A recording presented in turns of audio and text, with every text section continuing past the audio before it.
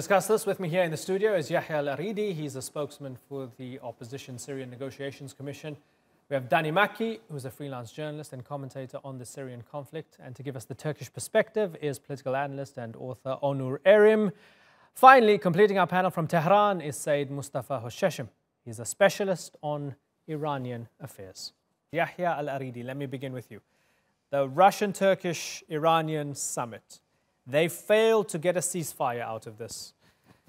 Was that expected? Did it disappoint you?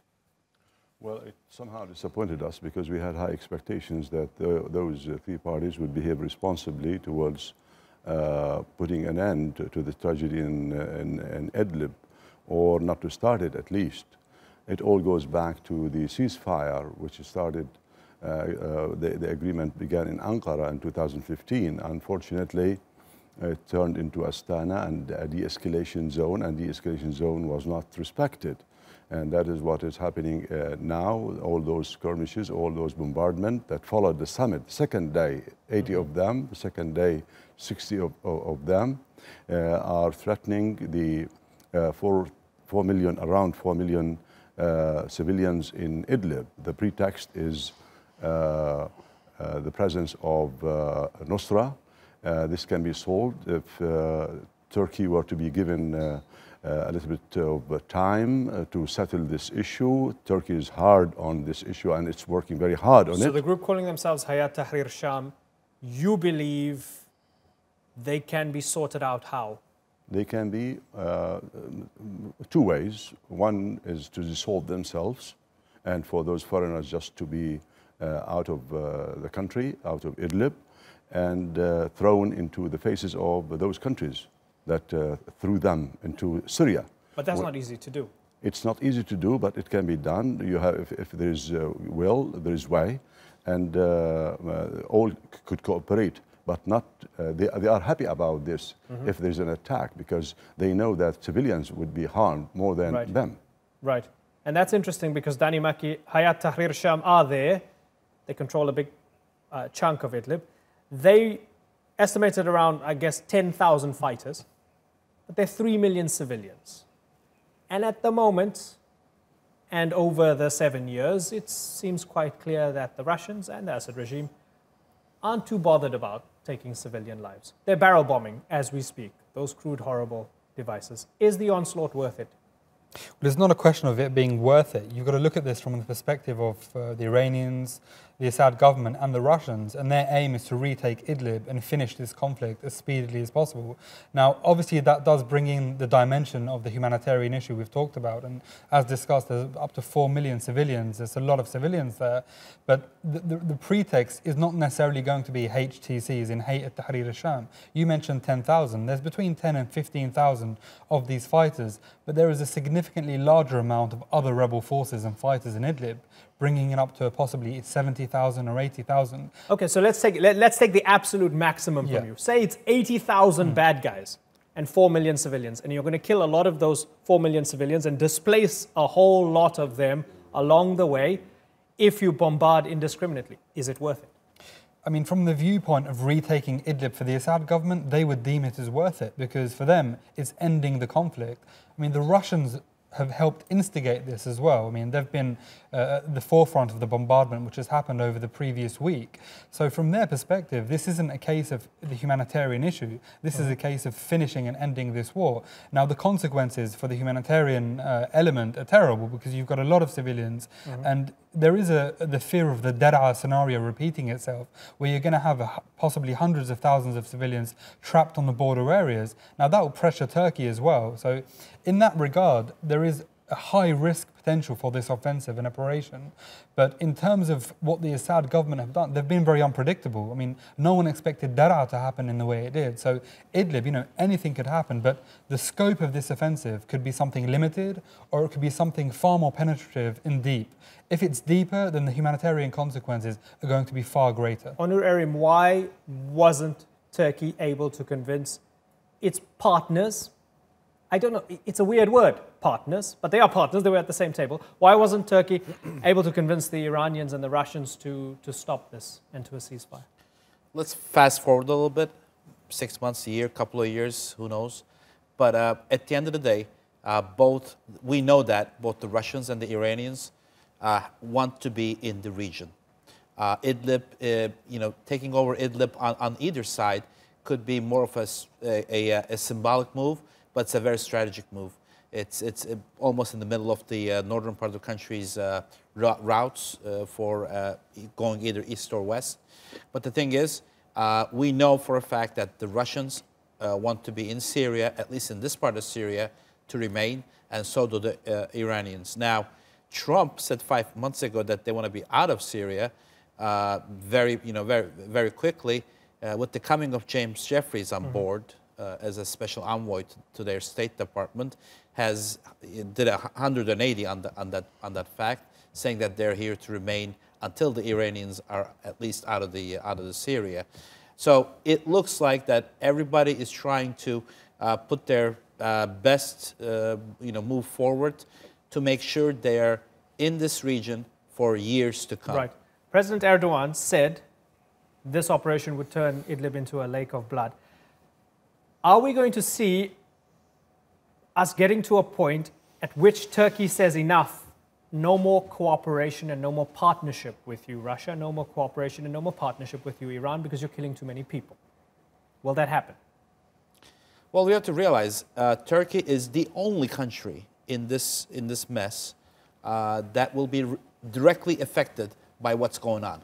Because of the border. Because of the border issue and because of the humanitarian issues. Now, Turkey has been doing this since the first Iraqi war, has been helping the people of this region regardless of what happened.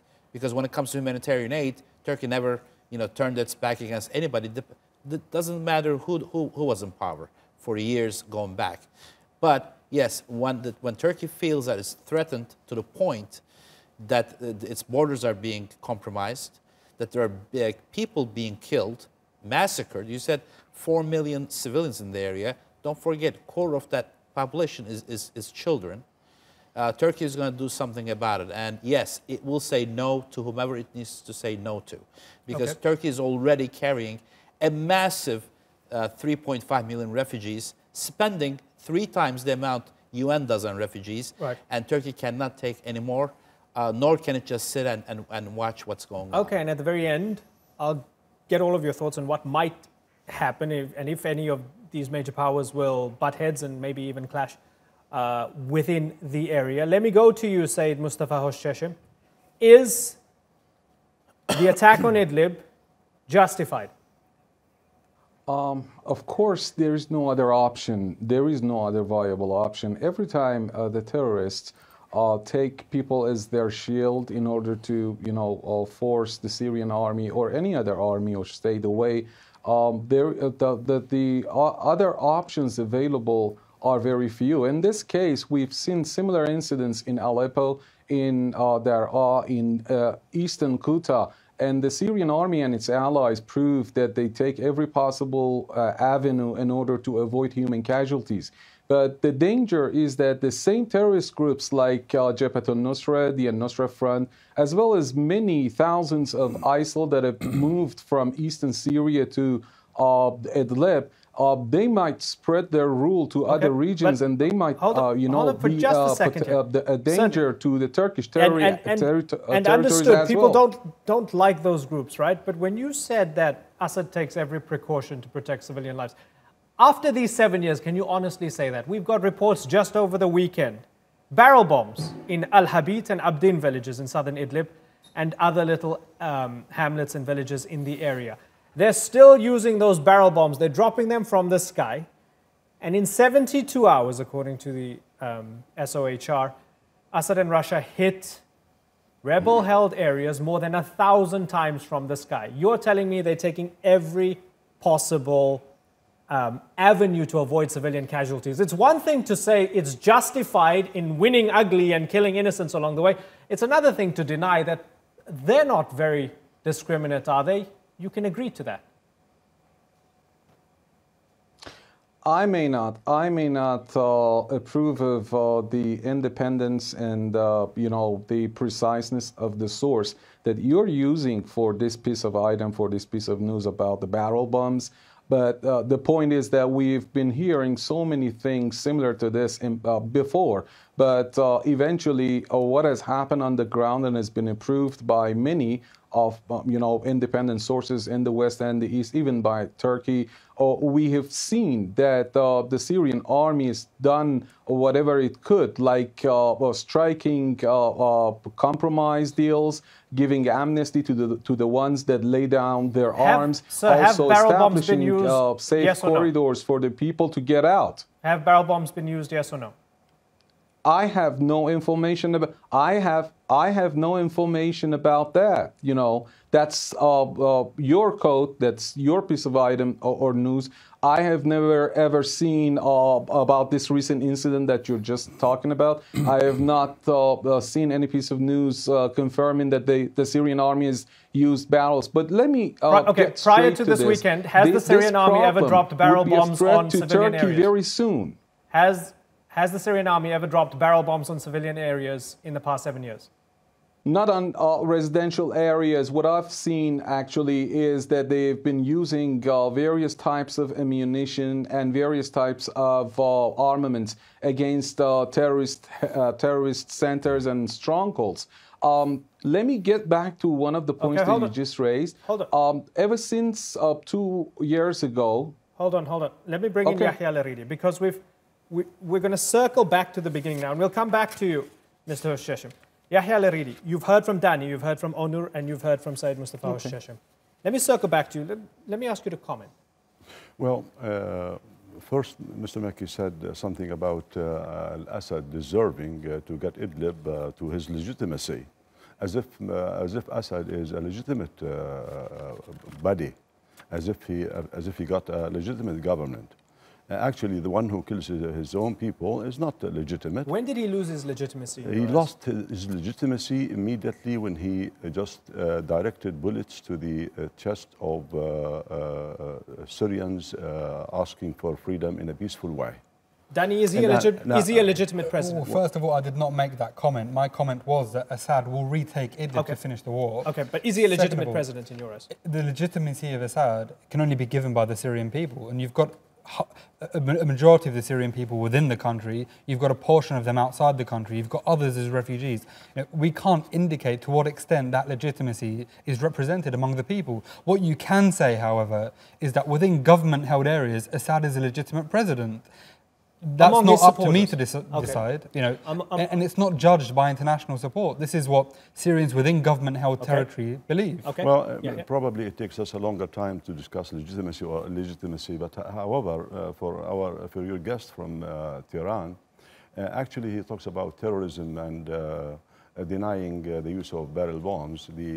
I'll show this picture with your permission. This is a terrorist. The terrorist he was talking about. This is the result of the barrel bombs. Where's that from? This is from Idlib. This is Umayya Ayman Aruz, a child who fled with her family when she was around 2 months, and now she didn't finish her year, and she was killed by those barrel bombs. And those are the terrorists they are talking about, and they are being used as pretexts for invading Idlib. Would you accept, terrorizing for would you accept among these millions of civilians and innocent people, you have groups that are fairly unpalatable, who also do terrible things, and that within that, however crude and however indiscriminate, there are, especially if you're Al-Qaeda, there are legitimate targets within Idlib? Amran, the people of Idlib want Nusra and want anybody who just does any kind of terrorism out of their land, more than anybody else. Frequently they have been used, those Nusra and others are being used as pretexts to do horrible things and to perpetrate massacres against civilian people. More than anybody else, more than those who are planning to invade Idlib, more than even the alliance, more than the Russians or Iranians or whatever. Now, the question to your guest from Iran, what is Iran doing in Syria? Is its national security threatened by anybody? Do we Syrians threaten Iran? Why are they there in the well, first place? Okay, Seyed, Mostafa, Khoshcheshm, do you want to tackle that? Help us understand what Iran's doing in Syria and what it says it's doing in Syria. First of all, with regard to the program, you know that I cannot see you because I don't have any monitor. Probably your guest was displaying some pictures, photos, maybe, I don't know. But we've seen so many false flag chemical operations ever since this war I'll send started. you the picture. We've seen so many I'll fake send you the news picture, my and with friend. many fake videos. Not and fake, many, not fake. many I don't fake pictures. things. We've Sorry. seen so many fake pictures. No. I'm sorry. Okay, thank you. If you can't hear me, I'll send you the when picture. you were talking. Would you please let me talk? Would you please let me talk? Sure. You asked me a question. Let me get through with it. Okay. You have time to defend your ideas. Okay. Fine. I don't know. I said I cannot see the program now. But the point is that we've seen so many fake news about the people, the kids that were bombed and they were sitting in the back of an ambulance. Later on, it came to be, just a fake piece of news. But with regard to your question about your words about legitimacy, we've seen election also in Syria when people have voted for President Bashar al-Assad, especially in those areas that have been liberated. Now people are showing support for President Assad. But with regard to Iran and Syria have long had, for the last 2 decades, they have had defensive pacts. Now, we all agree that there are many foreign terrorists that you just said that they need to be back home, abroad. They have come to Syria. They are fighting Syria. And Syria requested Iran for aid. It also requested Russia for aid, according to the defense agreements that they had. In the meantime, ISIL, that was the strongest and most powerful terrorist group in Syria, its leader, Abu Bakr al-Baghdadi, stressed on 2 occasions when he was asked why they don't go to Israel and they are moving eastward. He said, Israelis are our cousins and we don't have any problem with there. We are going eastward because of the Shiite Iran. And he stressed that. That was, and that is still their main and prime, purpose. Okay, so instead of fighting each other, Okay, so that's the mindset. Let me understand, Danny. There's this kissing point at which the Syrian government or regime, in Yahya's eyes, and to many other Syrians who would accept the help of the Iranians and accept the help of the Russians. But ultimately, who's calling the shots here? Well, it depends. I mean, of course they've accepted Iranian and Russian support because at a time when the Syrian government was on the verge of collapsing as a state and as an entity, it was the Iranians and latterly the Russians who helped both save the government from what was a relatively slow demise, and in terms of the Russians, turn the tide of the war. So Assad is now a winner in the war. That's a fact that no one can escape from. The issue at hand is not one of legitimacy. I mean, these arguments were at the start of the conflict. Now we're 8 years down the line. We're looking at what's going to happen in the country in the future. You've got this Idlib operation now, and that is the main issue. It's the main topic at the moment. And look, the picture, and there are lots of images of kids being killed, of the human cost of this conflict, and it's reprehensible. I think we're all here in agreement relatively that all civilian losses and casualties are reprehensible, and we should raise awareness of the fact that there are those on government hands as well, and there are government civilian casualties as well. It's all reprehensible, but in order to find, right? to an extent, I mean, I wouldn't say disagree it's with the fact completely. that the state, or what's left of it, has disproportionately killed civilians, even more than Daesh. Look, I mean, it's fact, according to the United Nations. Hundreds of thousands of civilians have been killed in Syria. And it's reprehensible throughout how they've been killed or who's killed them. The state, but every credible study by international institutions show that the state has killed more people than anybody else. You'd accept that. Danny, civilians have been killed as collateral damage. The use of the passive here is not... No. Have been killed. It's of quite course they've been clear. killed. Look, civilians have been killed on both sides. To reject that statement is very naive. What we should say is that it's reprehensible. The government has killed civilians through bombing areas. Look, no one would disagree with that. It's a fact. But the question is, in order to prevent this happening in the future, what's going to be done? Because all of the policies which have been taken so far haven't prevented that, either in Ghouta or Aleppo or Daraa. And what we've got now is, you've got a reality here where the government's won the conflict. You can't escape that. What can now be done to help prevent this scenario happening in Idlib? That's the main question we've got to ask today. Onur Erim, what is Turkey preparing for? I think Turkey is preparing for the worst, because it has seen in the past for many years, before Syria, even before Iraq. We have to realize a couple of things at hand. Turkey is not only concerned about its border. Let's not forget that Turkey also has, I think, about 12 observatory posts in there right now. So it's a smaller group of the army, but it's also a concern. The thing is, Russia, Iran, they don't have to be in this region. U.S. doesn't have to be in this region. We are in this region, and we have to, because we're right here. If anything happens, we have to realize we are out of the escalation zones in Syria. If Idlib turns into a catastrophic, chain of events, probably triggered by both Assad, maybe with the help of Russia and Iran, this area will be a bloodbath, and Turkey will suffer this the most. But what they don't realize is, out of this catastrophic humanitarian, bloodbath, everybody will suffer. Assad will suffer. Iran will suffer. Russia will suffer. U.S., Europe, they will all suffer. Of course, their sufferings will be in a different way. The people, the children of the region will, unfortunately, I hope not, unfortunately will pay with their lives. But out of this, if this goes through, if what Turkey is very afraid of actually happens with the help of Assad, Russia, Iran, and whomever else, this is what is going to happen.